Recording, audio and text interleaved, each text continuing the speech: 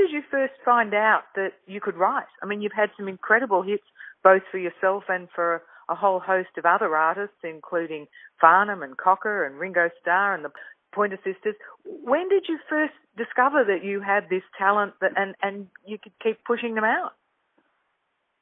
Well, it happened really by accident. I joined the Groop, the GROOP group, with Ronnie Charles. So I was incredibly lucky that the first band that I ever really joined professionally, that was all I did. I left the job and I left everything and told my father I was joining a rock band, which didn't go terribly well. I can imagine. And yes, what did he want you to do?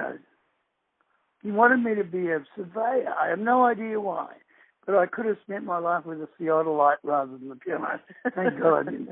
But I'd never written a song, and neither did the drummer. So the drummer and I got teamed up, and we came up with this really very, very simple little, almost nursery rhyme when I think about it now. And the song was called "Woman, You're Breaking Me." So he said, "That's the single. That's it." Wow. So we go in the studio and record it. The thing comes out. It's a #1 record, and it was the first song I'd ever written my whole life. And I thought, "Wow, how long has this been going on?" So I actually just stumbled into it. It hadn't have happened. If those lovely little opportunities to grow hadn't happened, I would never have by myself thought about writing a song. It just didn't happen back in those days. Yeah. I know you cover this in your autobiography that you wrote back in 2010 called From This Side of Things, but there are many people who say that Little Ray of Sunshine is one of the very best Aussie songs ever recorded. Can you give us a little bit of background on, how that came into being, who you wrote it about, and whether that isn't still one of your favourite songs?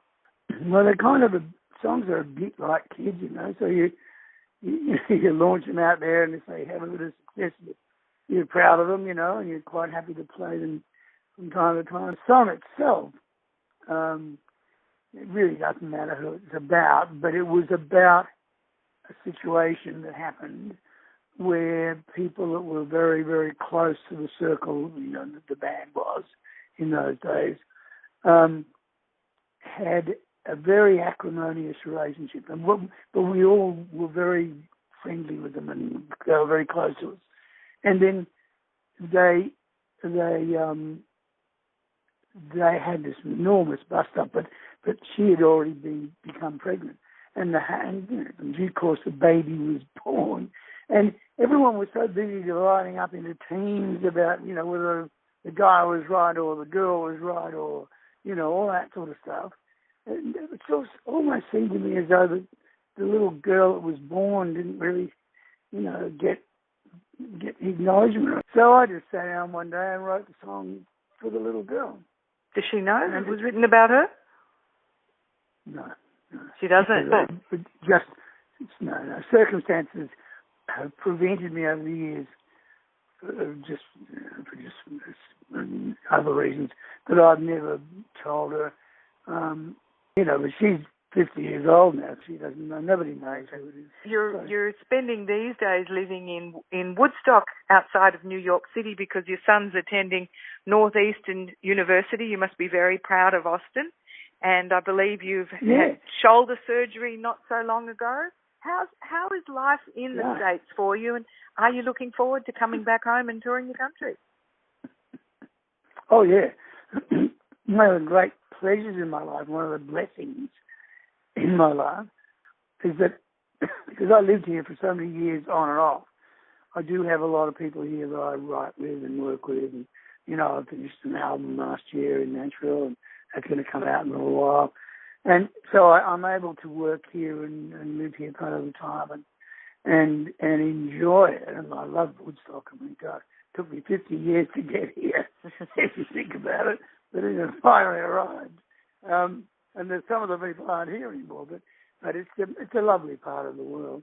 But it also is great that I can several times a year go back to Australia and tour, because I love that.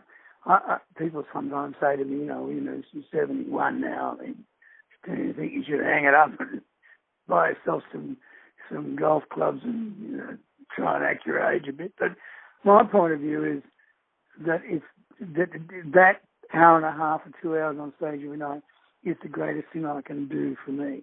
I have so much fun up there doing it, and I have more fun than anyone else in the room, and I would never want to not perform as long as I can do it, properly. I'm the luckiest guy in the world, I reckon.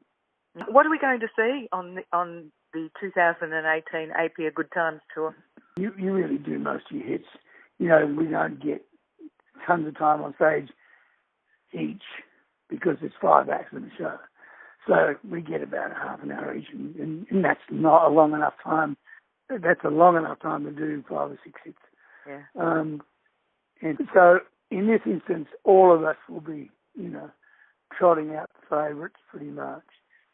The APIA thing is quite unique. It's wonderful in a sense because it's an absolutely tailor-made audience. You don't get, you don't get 18-year-olds there. You get the people that you grew up with.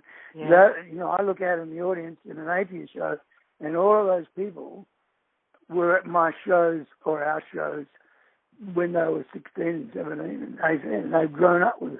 Yeah. So that's a very, very special kind of relationship that you don't always get. Generally speaking, on stage, you can see the first few rows at least. And, if I start Little Ray of Sunshine, for instance, and I look in the audience, I can see a couple, and they'd be, 50s or older, 60s, whatever. And you can see they'll turn to each other, and then at that moment, they're not that age anymore. They're the age they were when the song came out, which might very well have been when their kid was born. Yeah. So that's an enormously powerful thing to be able to witness, and probably, I suppose, cause in a way. And I think they're the sort of things that make these kind of shows so special for the audience and the artists. Yeah, I agree totally. Brian CADD, thank you so much for chatting with me today. And we can't wait to see you in action again all over Australia.